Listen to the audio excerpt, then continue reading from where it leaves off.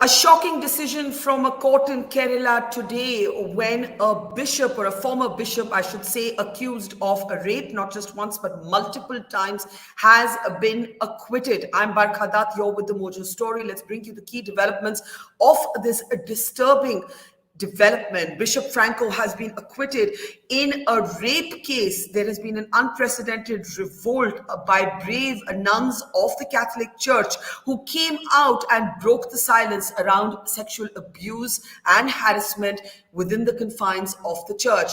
The former bishop was accused of raping a nun multiple times. This nun, now 50, joined the clergy at the age of 15 when she was just a child. Bishop Franco walked out of court with a smile on his face, saying, "Praise the Lord." This is a case that is made for the higher courts to reverse it. The police is calling it shocking, and the nuns are saying, "We will fight this till the very end. We will die if we have to, but we will fight for the rape victim." On the program today, we're going to be meeting two brave women who have taken on abuse, corruption and misogyny within the church, and we'll also be getting a perspective on what can be done now to ensure that justice is served. But shockingly, there are sections of the clergy that are defending this acquittal and continue to defend the former bishop. Let's introduce our guest today. We're joined from Telangana today by Mr. Roydin Roach. He's with the All India Catholic Union. Welcome to the program. We're joined by Dr. Sister Jesme. Dr. Jesme is somebody who walked out of the church protesting against the rampant abuse and harassment that she experienced, and then wrote a book about it. And we're also joined by Sister Lucy. Sister Lucy was actually thrown out of the church for standing up for the victim in this particular case that involves Franco Mulakkal. In fact, she pleaded, "Don't throw me out on the road." Among the things that she was punished for writing poems and for driving. Imagine, this is 21st century India. It is beyond shocking. And we will get into this case. I want to in fact start with you, Sister Lucy. You were among those nuns who have raised your voice for the rape victim in this case. You've been punished. You were thrown out of the church. You must be heartbroken today, sister.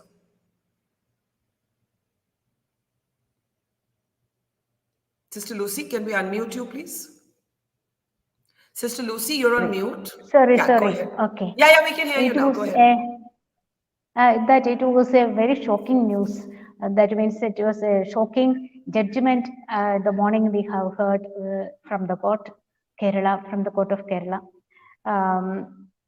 Really, how it became a shocking news, because rape case is a public crime. Everybody knows that. And the accused one become the acquitted one. What sense is there? Yes, that's well said. Yes. Yeah, the victimized one and the very few nuns, those who have given the solidarity with her, and all these nuns are now thrown out from the country. In a sense, we have thrown out from the country. So it is a country where the women should live with all power and with all happiness. Nobody can take out their freedom and their life to live. Yeah, they should live with all power. And in this case, what happened? See how many years that nun cried and cried for the justice, and the court also washed their hands. And we, the Indian citizen, only due to the becoming a nun for the country, for the people, really we are throwing out from the society. Yeah, so sister, you have been our rights also.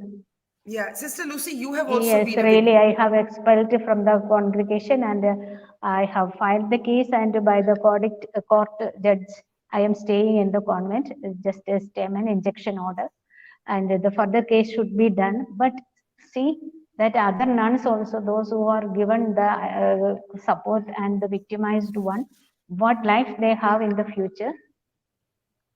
Only the power people, only those who have the wealth and the power and politics influence, they can have the judge also will, the court also will turn to them, even if they are a accused one.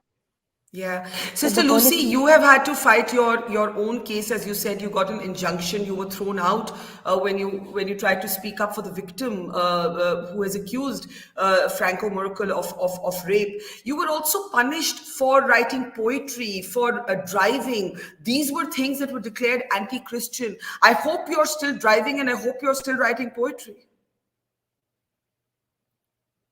uh, still I can, but I am busy with my own cases and etc. Because we need more time to fight against this evil thought and evil actions taken by the church authorities and the congregation authorities. So we need more courage and more energy to fight. So I don't know what to say, unfortunately or fortunately, I'm not moving on the path of writing now. But this is a social issue that the nuns or the women of the India are to be outside of the fundamental rights. We Yeah. all need the fundamental rights which the constitution promises. Yes. And the word you So, use is evil. yeah. The word you use is evil. Do you believe that in this court verdict today, at least briefly, evil, it has been the victory of evil? Because that's the word you used. Should be a judgment like that, a victory over the devil.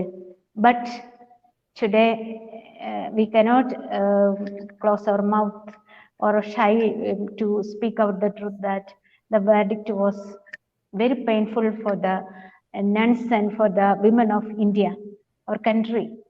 Yeah. I don't know what to say that a spiritual leader or a powerful, a political powerful man or like that, any influence, if he has a strong influence, he can do any wrong to the people, those who are under him, those who are below him. So this is a quite natural thing. It is going on happening in the convents and outside the convents. The sexual harassment is taking place. It's a naked truth.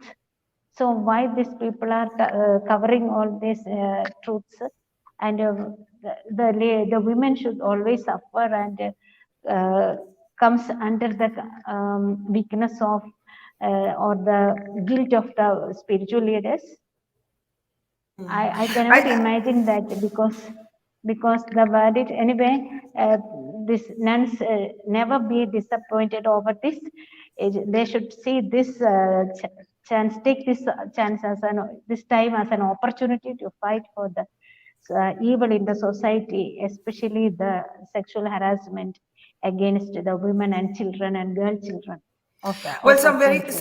some very strong words for those who don't know. Sister Lucy was among the nurses, the nuns, I beg your pardon, who took to protest, breaking the shroud of silence around harassment and abuse within the church. Let's in fact show you those pictures. And for that, Sister Lucy was expelled from the congregation, and she is fighting that battle legally. She was in fact thrown out of the convent. She has got an injunction on that. She calls it the victory of the devil. Among the things that was found non-Catholic by the church about her behavior was the fact that she drove a vehicle and that she writes poetry, and she's saying that women cannot be excluded from the fundamental rights of the country, and I could not agree more. Sister Jesme, if I can bring in your perspective, Sister Lucy was thrown out and she's fighting that legally. You chose to walk out. Your response was quite different. And you wrote a whole book about it. Today, how do you feel when you see Franco Murakkal walking out with a smile on his face?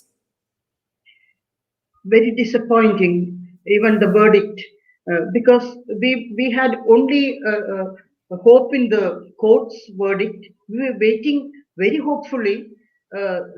We thought there might be differences in the punishment given to the bishop. Maybe it will be mild or severe. We were just waiting for that. We never thought that he will be let free like this with a smile on his face, praising the Lord. Praise the Lord. So whom shall we praise? If Yeah. he praises God, whom shall we praise?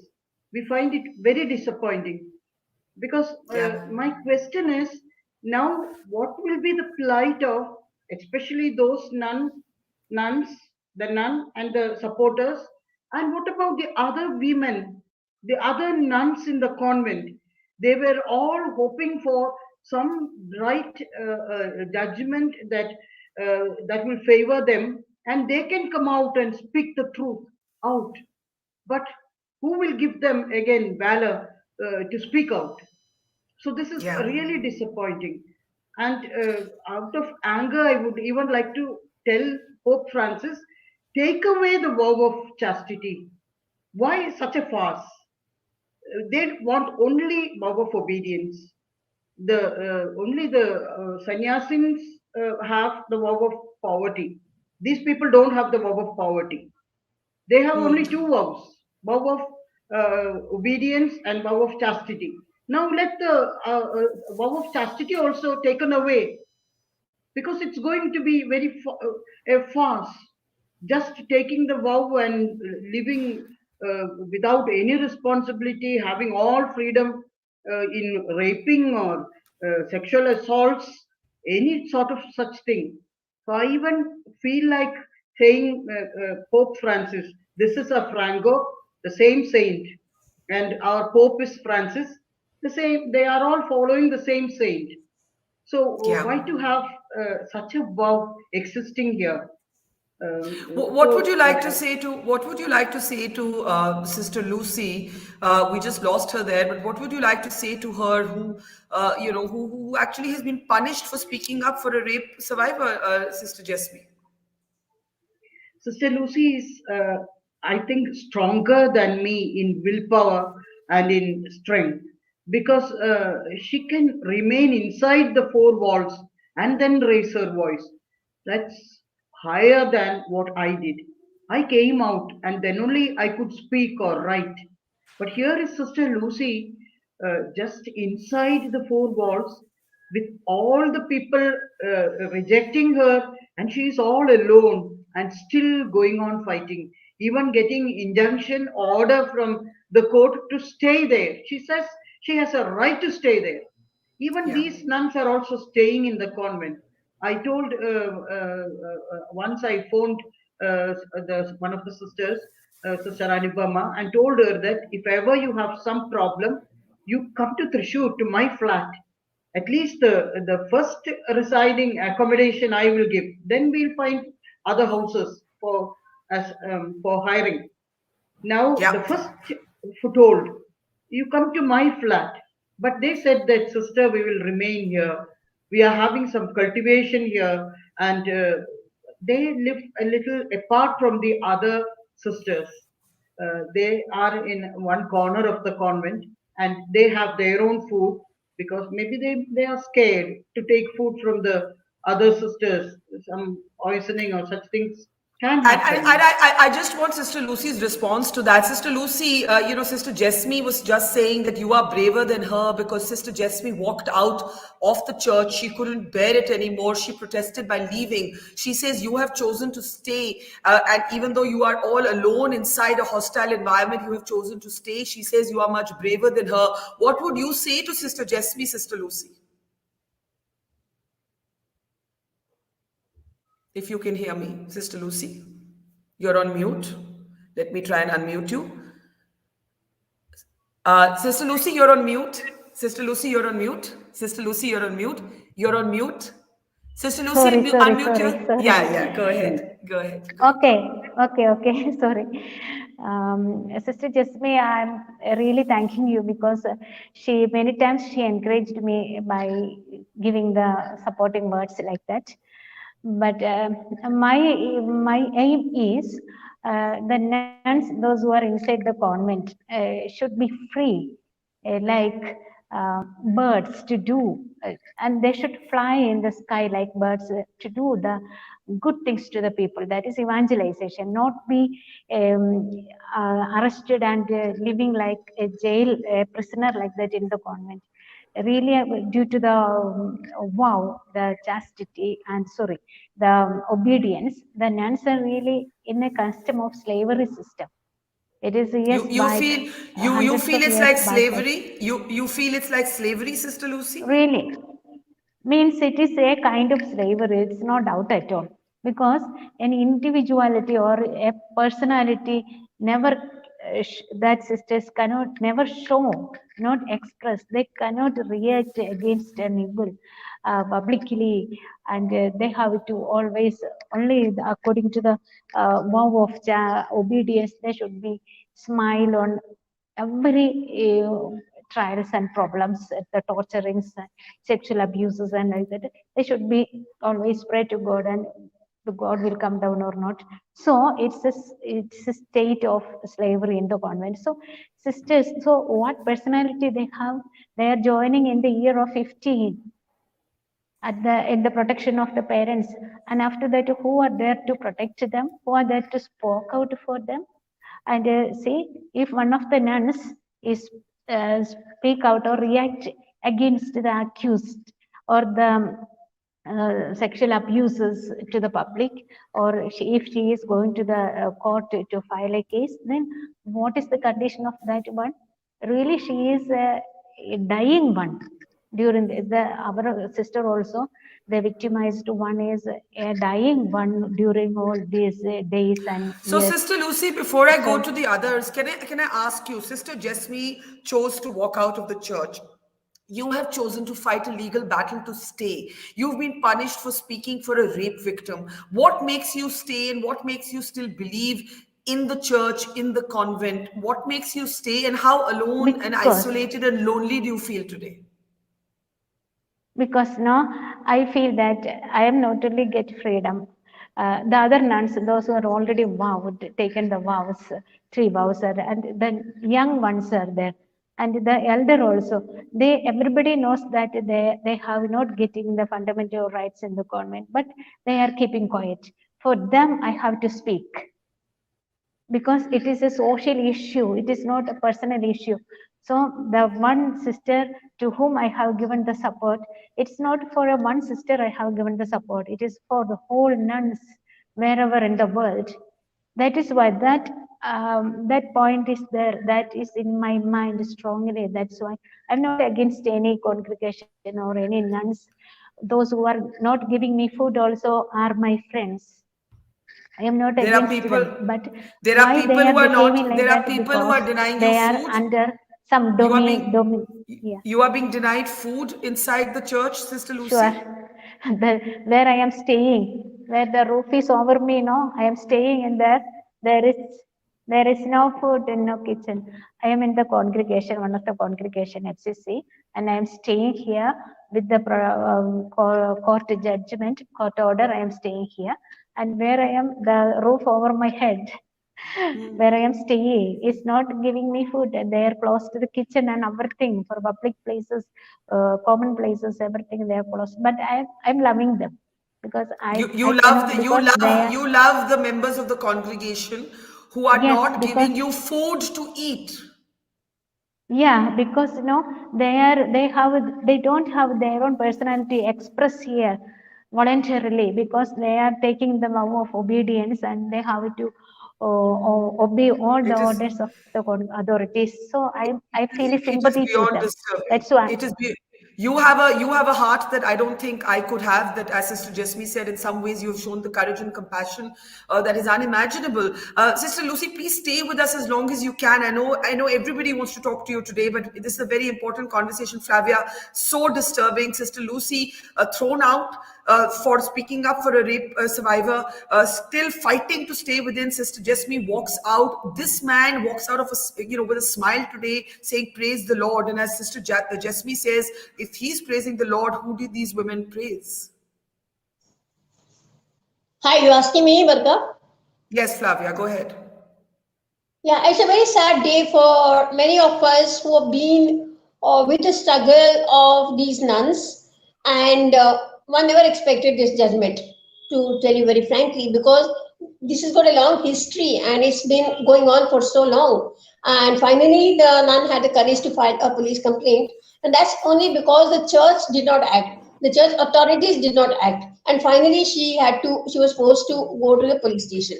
This has been a 3 year struggle for her, for the 5 nuns who are there together, and they have been ostracized by their own convent. And again, They don't have, they have very bare minimum. They get some medical aid, and there is absolutely no support for them. They're isolated, and they were protected till the end of the judgment, till the end of the trial. But today the question hangs on their head that will the church throw them out? Will their congregation throw them out? And where will they go? What will happen to them? It is immediately the church must act to continue the provision that they cannot be thrown out of their home, of their residence. So this is very primary according to me, and it's very sad day for Christian community, for the religious sisters, and for all of us who are fighting for justice within the church. This one really did not expect it. It came as such a shock to many of us who have been in the struggle with her, walking this journey along with her, though from a distance from me. But there's a lot of local women who have been supporting her, and I didn't expect this. And it is a win for the patriarchy. Yeah, it is a win for the entire male clergy system that we are operating under. But Flavia, the legal battle is not over. Could the Kerala High Court take suo motu cognizance and overturn this verdict right now, Flavia? I think what we need immediately is an injunction from being thrown out immediately. Whether it happens in the additional sessions court itself or in the High Court. High Court can take suo motu action against this and provide the nuns the support they need right now, because they're planning on going on appeal, but that will take a few days. So some of us are working inside the church, approaching the higher authorities, particularly Bishop Agnello, who is in charge of the Jalandhar diocese, and seeking that this protection given to them should be extended till an appeal is filed in the High Court and till the case moves further.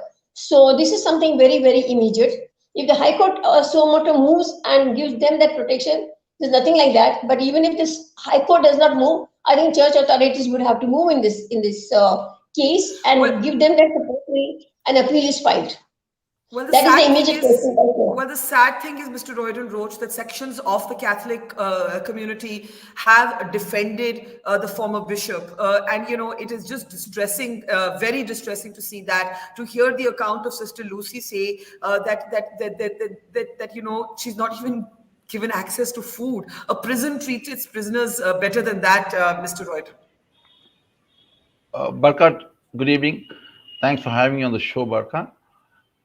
See, Barkha, to tell you frankly, when sisters start accusing a bishop and a priest, they should know in which way to do it. The Catholic Church has a system.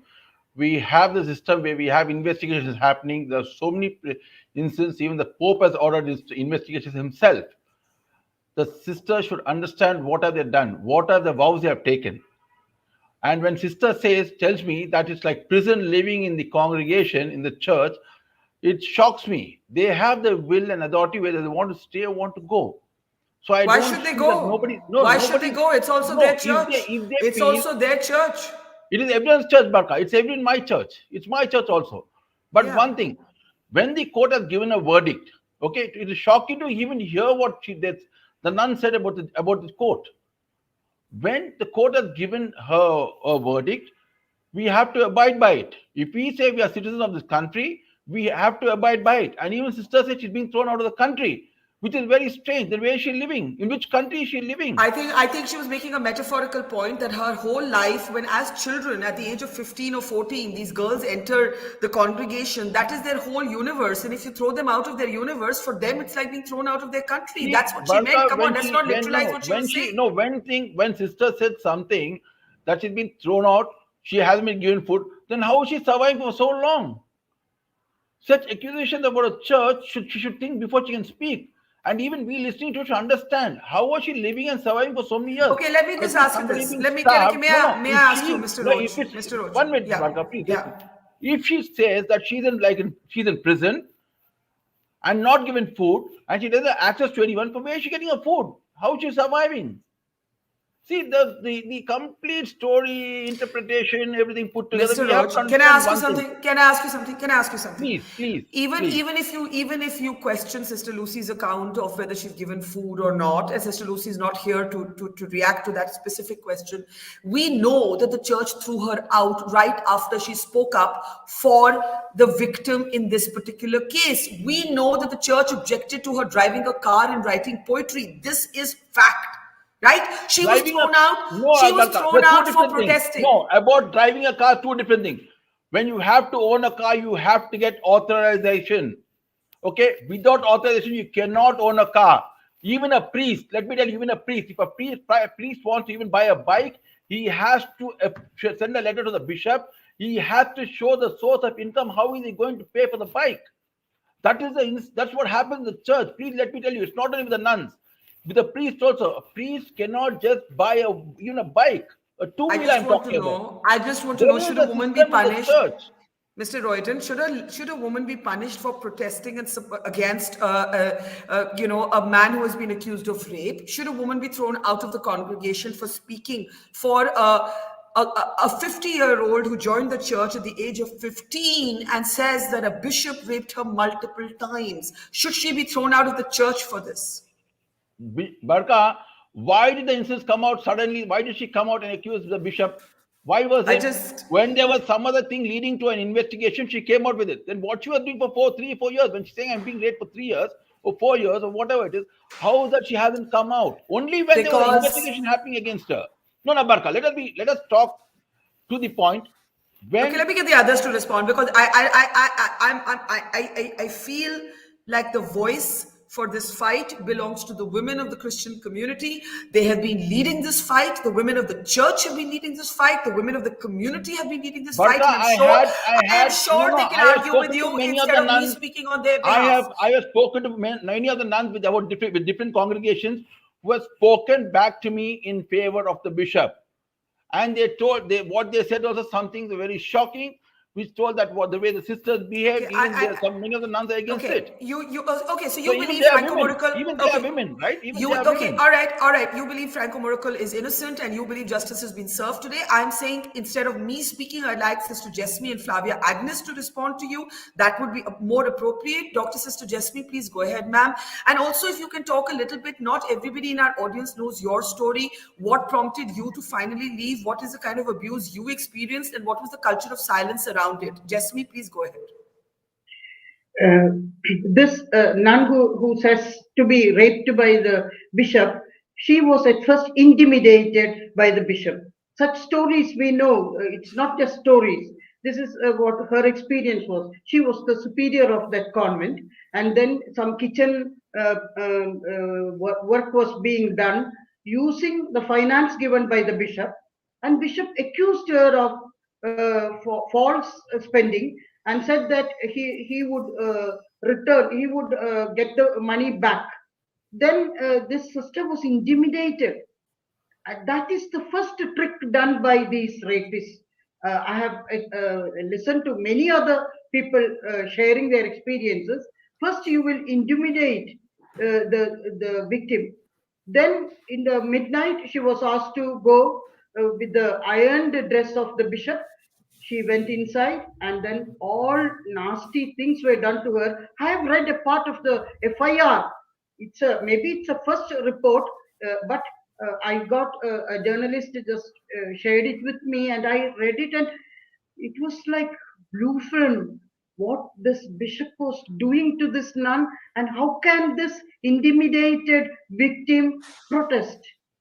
Yeah. And this is an imprisoned lady, imprisoned woman, nun, being Just molested me, again and again. So the question just is, me, just why did she suffer it for so many times? Where shall yeah, she go? yeah, After this, she ran to the authorities. She confessed with a priest. All these people couldn't save her, and in the end, she had to resort to the court. So when you listen to a woman's plea, especially a nun's sharing, I can understand it because we have been inside. Those people who are inside the nuns, I think the priest won't understand because the yeah. priests don't have nasty experience inside their seminaries or in their church Jesme, places. Sister Jesme, before I get closing comments, what made you leave? What was the last straw for you that you walked out of the church? It's a sort of Me Too advance. But I stung on because it's very difficult to leave our status. Any woman will find it difficult, married woman, none. So I had to undergo the Bangalore experience. I've told about it was a heterosexual experience and also a homosexual inside the convent, another nun. These things were really suffocating me like anything. But in the confessional, I was told, endure it, endure it. And even the elder nuns also said, you just suffer it. It's like Jesus Christ suffering. You take it as a suffering. And I went on, but with a guilty conscience. And towards the end, I had to leave because they were about to take me to a psychiatrist for mental treatment. That was too much. And the Mother General came.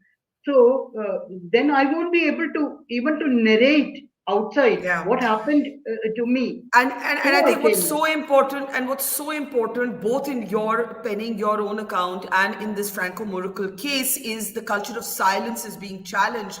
I want Mr. Roydin to come in with a brief interjection, and then I'll give Flavia the last word. Mr. Roydin, how does the Catholic community do itself any service with these kind of retrograde responses that sexual harassment should be endured, that the culture of silence should continue, and also, I mean, I just think the Christian community does itself the gravest disservice with this kind of commentary, whether coming from men or women who are choosing to promote these kind of archaic ideas. We're in the India of 2021. As Sister Lucy said, women are entitled to fundamental rights. Well, Barkha, to just clarify one thing with you is, she is Dr. Lucy. Please, she cannot be called as a sister now. She's left the congregation. Well, then is the bishop still a bishop? Is Bishop Mulakkal still a bishop? Is Yes, Bishop Mulakkal still a bishop? Yes, he's still a bishop. He was removed from his duty. Bishop is still a bishop. So the bishop will be bishop. The bishop will be the bishop for life. No. Sorry, but Lucy, Lucy is not a sister because you have a bunch to of men get decided clarified that. from your side first. When you address a bishop, in what way, and even the addressing, even today you're talking against the judgment. Sister called him a rapist. What did the court say? How can she call him a rapist? Is he being this thing as a rapist? Is he accused as a rapist? No, sorry. What was the judgment today? They left him scot-free because he is innocent. Okay, so let us get that clarified, Barkha. You can't call him a rapist. And I think Dr. Jasmine should understand that also what she's talking about. If she's been as a nun, she should know what's the limitation there. And when she talks about somebody... Okay, I really think the prefix is irrelevant. I really think whether we say sister or bishop is not the heart of this conversation. On the heart of this conversation, may I ask you... Barkha, let me tell you one on that. Yes. To your question, let me answer you very clearly on this. It is very clear when the nuns join, they have their own time, whether they have to withdraw or not. They have their own time, they have their limitation, they know what they're entering into, they know. And if they find something going wrong, they have all the right to report it to the church. You have this supreme level of people in different levels of hierarchy where you can report it. It's not hiding it. You're hiding for 2.5, 3 years, and you tell me that after that I'm innocent about it. No, it's not at all. I don't believe in that. If you, from day one, when you know something happened to you, when our sister said that honestly, she was accused of spending money, doing this, when that was there, it was the duty of the sister to go and approach the legal authorities of the church. It is not that only a bishop. Okay, the church is not a parallel legal system, but you've made the point, and that point is a more complex point, Mr. Roydin, that the court has delivered a verdict, and till what extent can we take on the court? And Flavia, this is where I'll give you the last word. Obviously, those who support Bishop Franco Mulakkal are going to say, this is what the court has said. How can you question the court? What is the legal recourse now available? You've spoken about an immediate injunction. But the fact is that this is going to create a lot of fear for anybody else who wants to speak out right now. It's discouraging them. No, actually, the positive thing about this is there is a small group of Christian women who are very alert and who are getting involved in this, engaged, not necessarily nuns, even lay people are getting, lay women are getting engaged with this debate. And this only shows the patriarchal face of the church. What the speaker just before me spoke shows the very patriarchal attitude of the church right from top to bottom. Pope Francis is trying to bring in some changes. He has changed the canon law to a certain extent, but that's not filtered down. It's not coming down to the diocese. And we still go under the same old norm of secrecy and no transparency. Even when inquiries are held, there's absolutely no transparency. How the victim is treated in this inquiry processes, one doesn't know at all. It does not come out. Are you hopeful of justice? Very valid point. They are not a parallel authority. They have to go by the state laws. They cannot have a separate law at all. Unfortunately, this decision is a big setback. But we have got a positive judgment in Mumbai, where the priest was convicted of molesting or raping a boy of 13 years just on 29th of December. And even in that case, they had gone to church, they had gone to the cardinal, and there was no action. And then they filed a police case and conviction happened. We thought this case also will follow the same pattern. We need to read the judgment why it has not followed the same pattern. Yeah, but this just really shows how patriarchal our church is. We believe that Christians are progressive, they have a lot of changes, women have a lot of rights, but this is not the case, and this is quite apparently coming out in the public domain. Unfortunately, it will bring a bad name to the church. But how long will women keep quiet? Women will have to come out and women will have to speak. And I congratulate these women who have come up, paid the price for speaking, bringing the issues of fundamental rights, liberty, the right to exist, the right to perform.